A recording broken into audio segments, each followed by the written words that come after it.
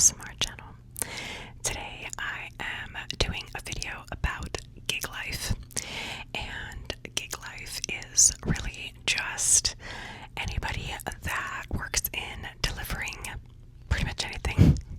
You could be a food delivery person, you could be a package delivery person, medical supplies, whatever you do that is sort of a driving delivery job, that's going to be gig life. So I wanted to get into some of my gig life stories, and there's not, too many crazy stories, but there are some, and I thought I would share it on here today. So, I have written down about 5 of them, and we'll see how it goes. I thought these were kind of crazy and funny, so let's get into it. Okay, so I titled these 5 stories just sort of what I thought would be fitting for their title. And number 1 is going to be Gravel Road to Nowhere. So, this story takes place in Temecula, California.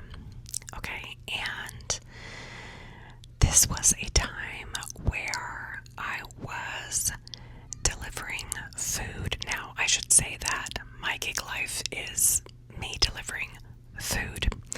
So I can also actually deliver other things like packages and stuff. But so far I've only worked for one company, which is great. I have fun and I love doing it. So this particular time I went to deliver some food, and it was a little bit further away from sort of the city area. There's in Temecula, it's called like Old Town Temecula, so there's sort of a part there where there's restaurants and bars and a lot more going on. It's like one street, but it's just called Old Town, and it's pretty cool. I love it there. So I was delivering there, and I got the food, and then I clicked the button to the address. Now, it happened to be a lot further down than I thought. Sometimes, well, not sometimes, all the time, the app will tell you how many miles, right? It will tell you, like, where you're going to pick up from, how much you're going to make, and then the miles. So, I think I just didn't pay attention to the miles. Maybe sometimes I forget to look at the mileage, but anyways, so it was still in the city of Temecula, but it was like down a ways. And so I started driving, and then I'm like driving, and I'm like, oh, this is a little bit further into town than I thought,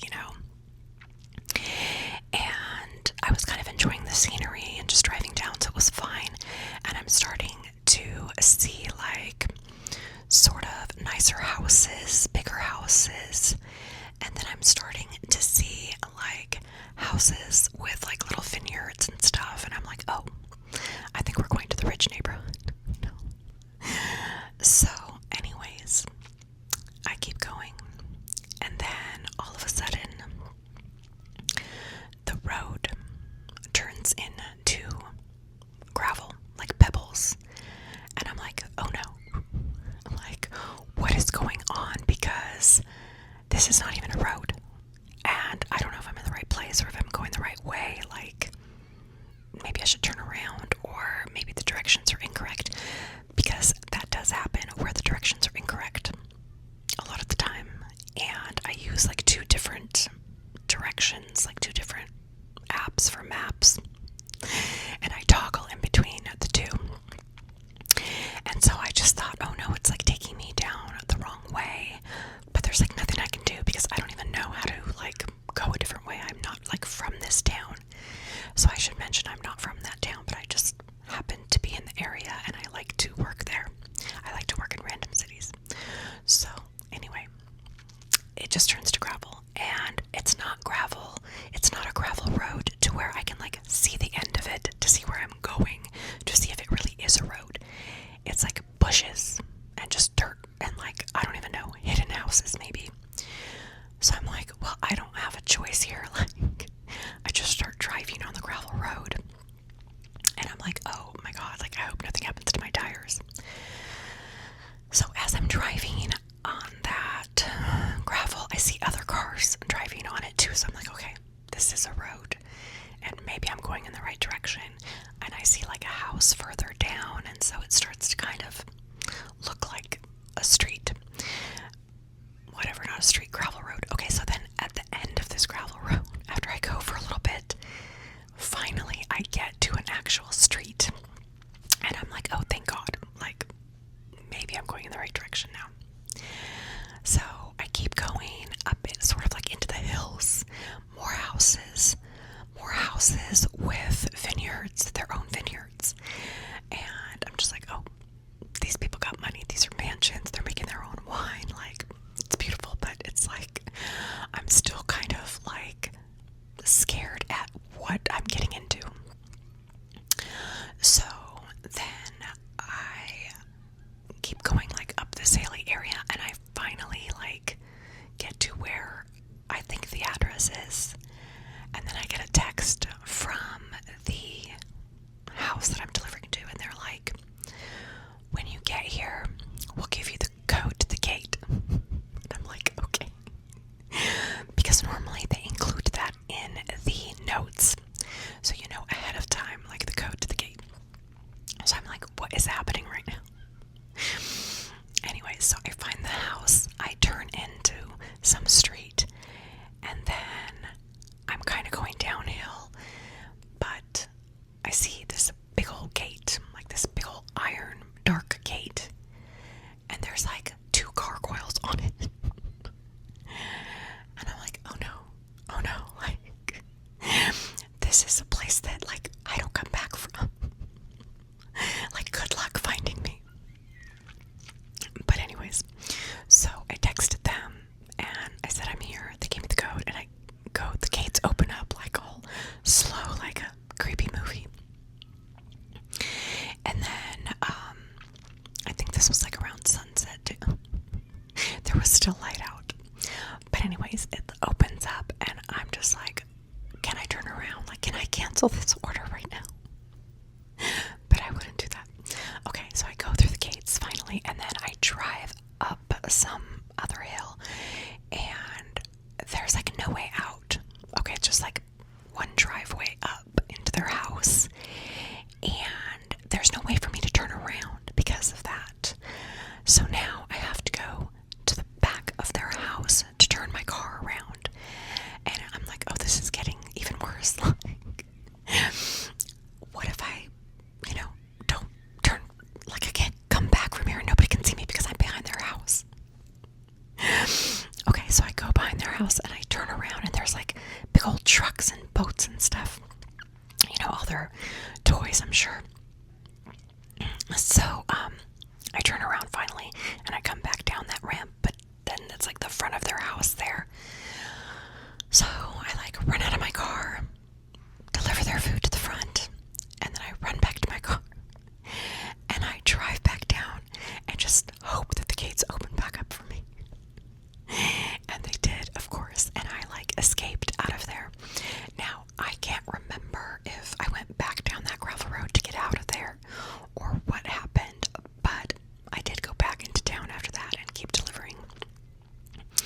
And then I noticed that like my little app went off, and it said that that family tipped me extra.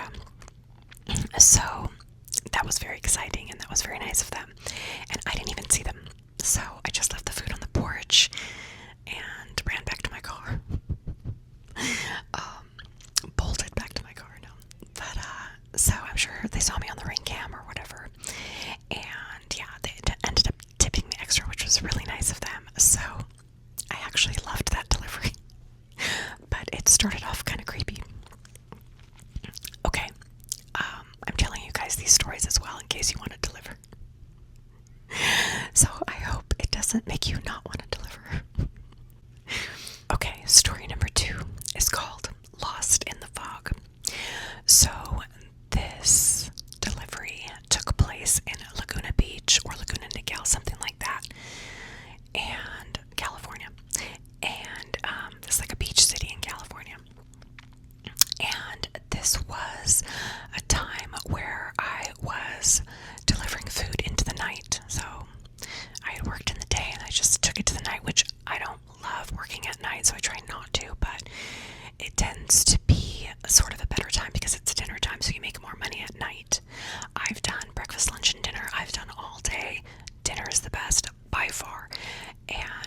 is in the wintertime, it's gonna get dark faster, like at 5 o'clock, which I totally hate.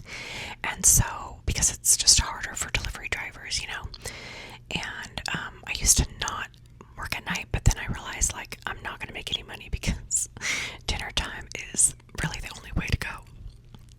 So, anyways, so it was like maybe wintertime, and I was delivering into the night, and all of a sudden, like, the fog rolled in a crazy way.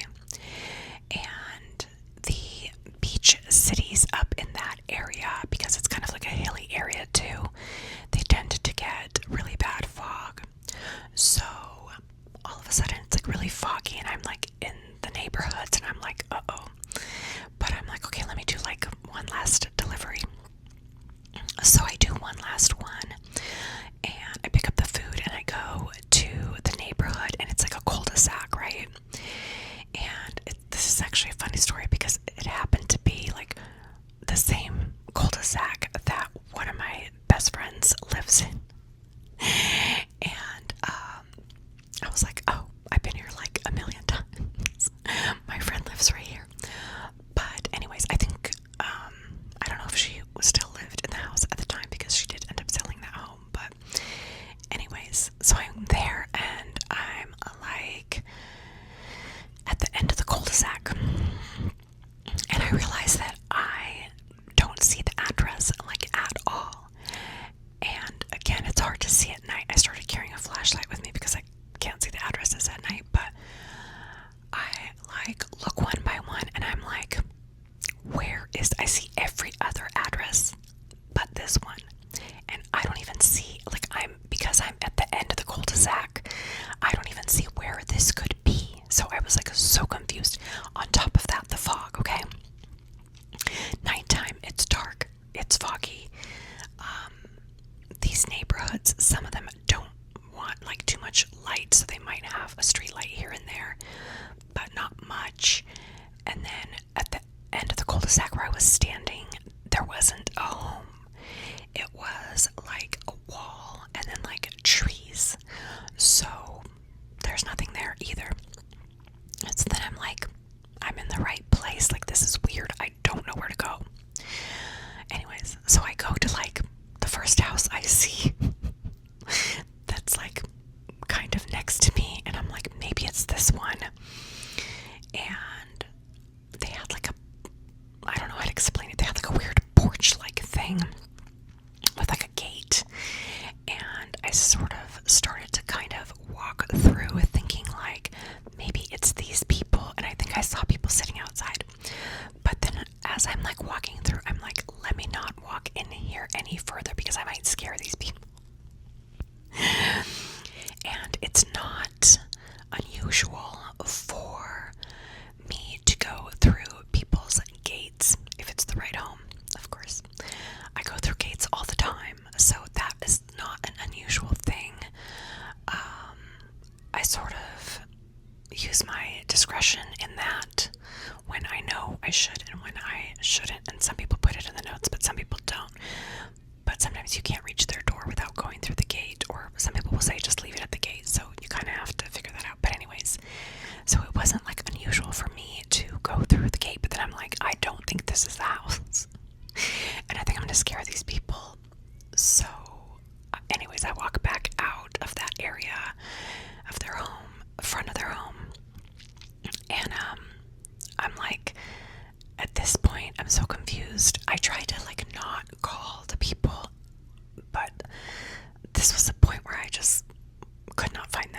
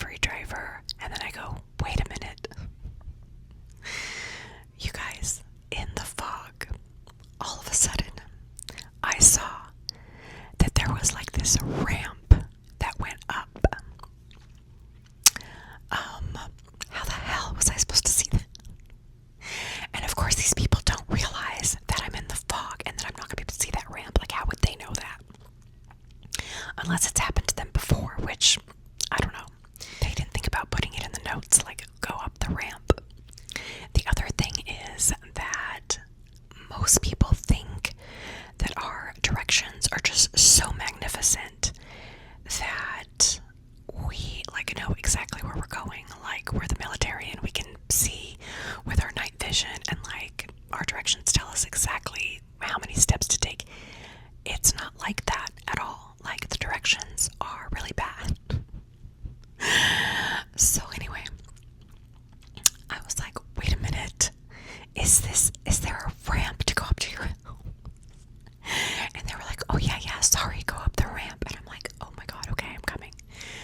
So I drive through the fog up this ramp, you guys.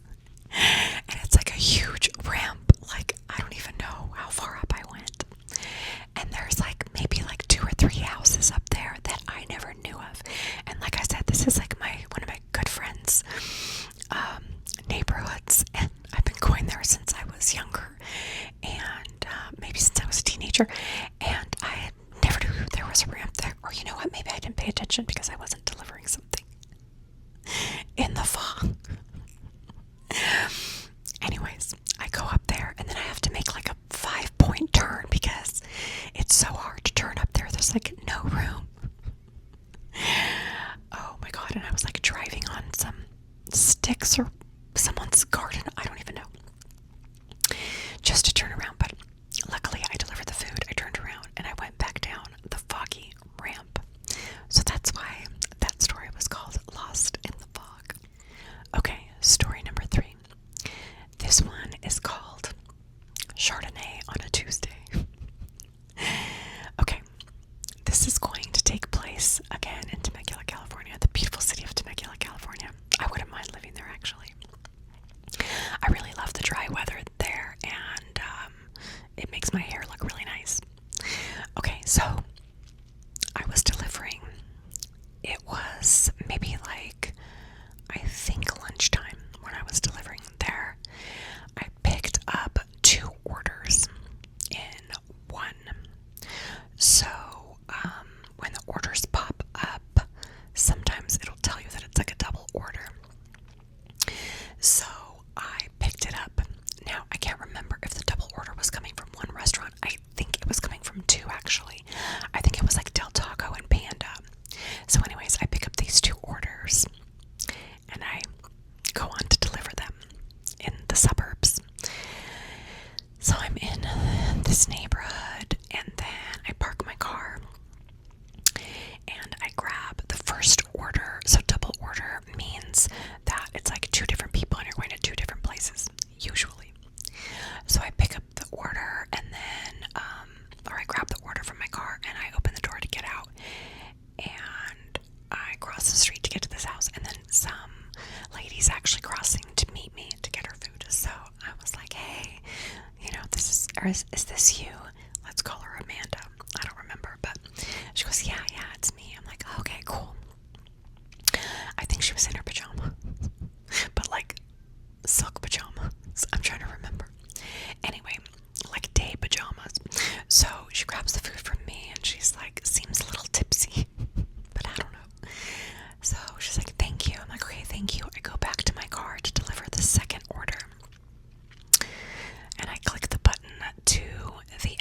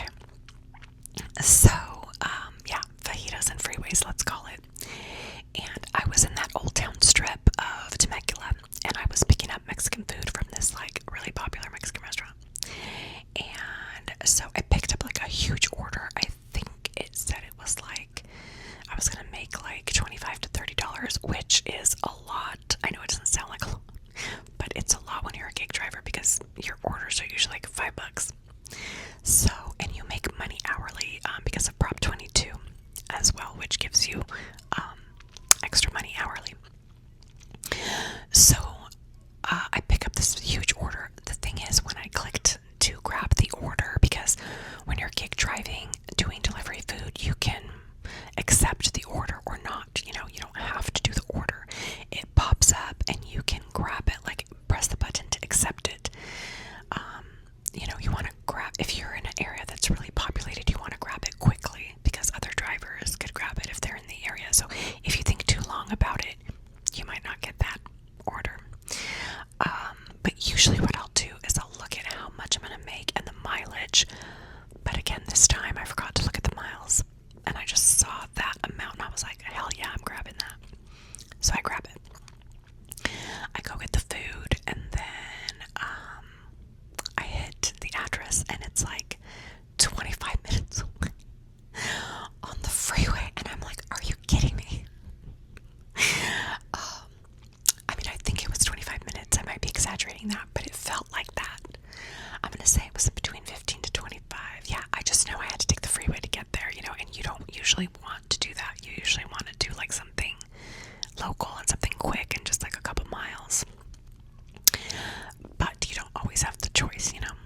So anyway, so I'm like on the freeway all of a sudden, and I'm like, what am I doing on the freeway? Like, this is too much. I should have looked at the mileage, but then I'm like, oh, whatever. I already got the food, and it's fine.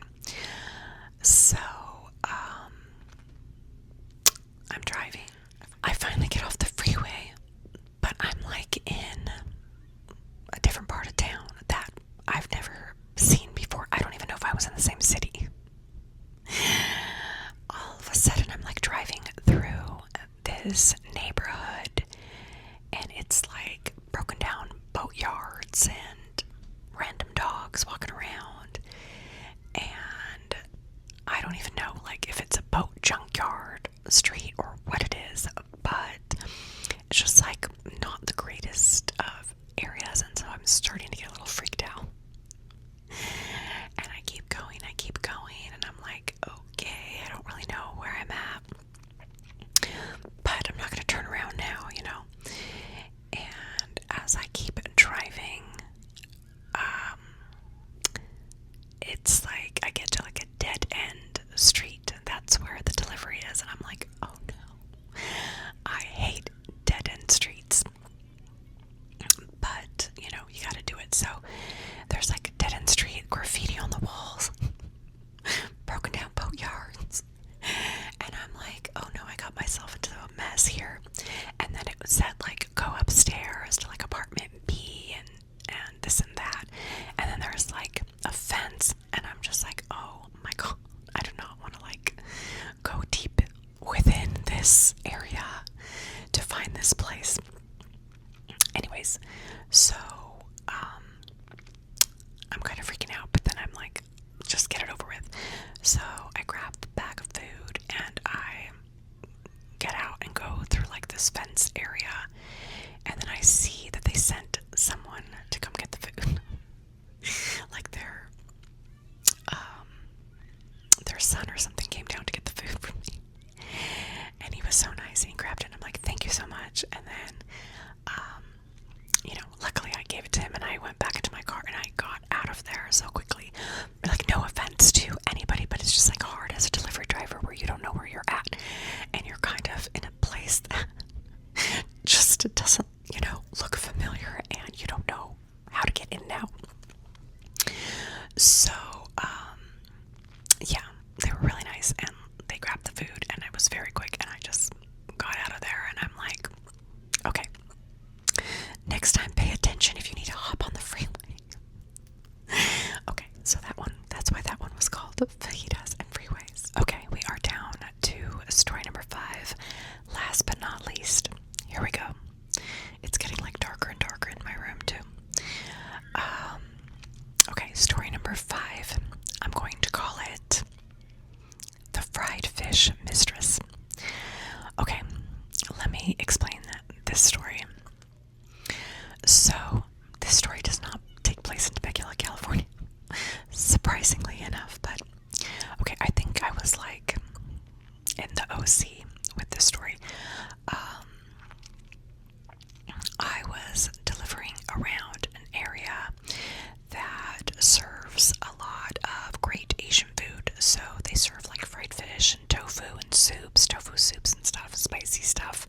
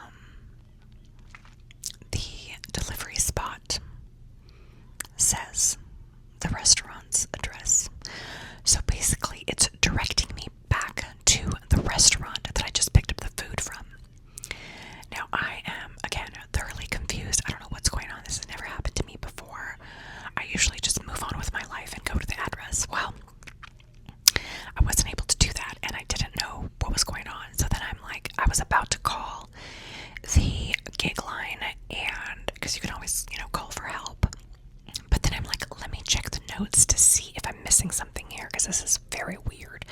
Why would you direct me back to the restaurant? Like, it doesn't make sense. Like, I had to think of a million reasons why that would happen, but I couldn't come up with an answer. So I'm like, let me look at the notes. So I look at the notes. Of course, there's like a paragraph, and I don't totally remember, so I'm going to try to remember what it said, but it was something like, this is the delivery address. I'm putting it in the notes. I will tip you when you get here. Now, I don't remember what else it said, but that was like the main point of it, was like the address was there, and then I don't remember if it said like come through a certain way, or come, I don't know if it said like the directions of how to get there and how to deliver it or whatever. But yeah, it was just like very strange. So I'm like, let me think about this for a second, because what are you doing? What is going on to where you are doing this whole weird thing to the delivery person with your food? And I mean, if you guys can think of a reason, then you can write it in the comments down below, because I couldn't think of a reason. If you are thinking, well, maybe they're trying to surprise someone, or they're trying to buy food for someone else, that's happened many times, and that's totally fine, and that goes by very smoothly.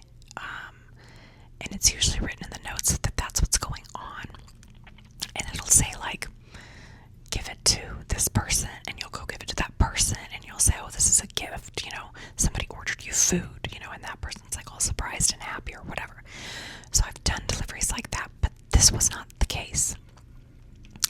So in my head, I'm like, oh no, girl, like, are you at your Sancho's house and you're not supposed to be like using his credit card or something, or his food app, and then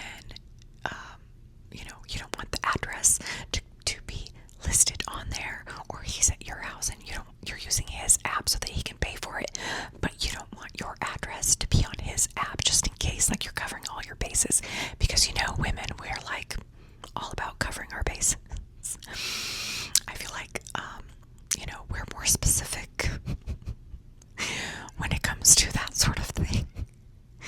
So in my mind, that was like the only thing I could come up with that was going on. Now, I could be totally wrong, and I'm sorry if you are the person that did this, because I just could not deal with that. I didn't know what was going on. So I sort of felt like it wasn't up to me to go through with the delivery, and so I called the gig app and I said, this is what's going on, you guys can see it, explain it to me, like, I don't really feel safe in this situation, because why are you hiding the information, and you can tip later, that's fine, that wasn't really the main part of it, it was just another weird addition to it. You can always tip later. People tip cash sometimes, they just don't put it on the app and they hand it to you when you get there, which is fine, but everything was just so weird. So then I'm like, this is what's going on. They're like, oh wait, let's check on it, and they're like, oh yeah, why is the address going back to the restaurant? I'm like, I don't know, but I don't know what this person's doing, and I don't feel safe. It's not like they don't know where we're at, because the app is kind of like your LoJack, so it's not like somebody wouldn't know where I was, like, and other people have my location. Several people have my location anyways in general, but it's just like, how much longer would it take for them to find me or figure out what's going on, if I disappear into whatever is going on in this, Mistress situation. Oh my god, you guys, so funny. But anyways, so they ended up canceling the order, and I ended up not going through with it. I've never had another say they had an order like that. I don't mind doing different things and reading the notes and like doing fun and different things that, you know, maybe are not conventional, but it's like a gift to someone or whatever, or you specifically describe how to get to your house to sort of help the driver out. That stuff is fine. There's people that have written me gigantic paragraphs of how to get to their home or their apartment, you know. There's people that have said like funny, weird things, give me weird directions. Like, they don't want to come out and get the food, so they'll tell me to like wait for a car to go through the gate and to follow that car because their apartment doesn't have a gate code. I don't know. Very weird.